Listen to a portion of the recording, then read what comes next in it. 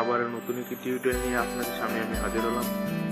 তো আজকে টিউটোরিয়ালটি হলো, আমাকে অনেকে লক করে বলেছেন যে ডাটা অন করার সাথে সাথে এমবি দ্রুত চলে যায় এবং নেট কালেকশন স্লোলি হয়। তো এটার সমাধান আমি এখন দিব। তো এটা করতে হলে প্রথমে আপনাকে সেটিংসে যেতে হবে। সেটিংসে যাওয়ার পর ডাটা বেসে ক্লিক করার পর উপরে একটি আইকন থাকবে, আইকনে ক্লিক করবেন। সেখানে লেখা থাকবে first request app background data. তো সেখানে ক্লিক করবেন। ক্লিক করার পর ওকে আসবে, ওকেতে ক্লিক করবেন।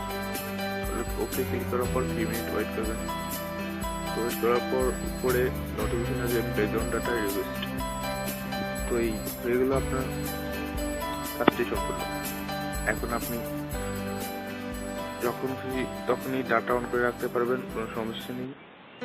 যতক্ষণ পর্যন্ত আপনি নেট ব্যবহার করবেন ততক্ষণ পর্যন্ত আপনার ডাটাটা কাটবে, মানে এমবিটা কাটবে। আর যতক্ষণ আপনি নেট ব্যবহার করবেন না ততক্ষণ তুলেই আপনার এমবি কাটবে না, এমনকি নেট দ্রুত চলাচল করবে। তো আজকে টিউটোরিয়ালটি এখানেই শেষ।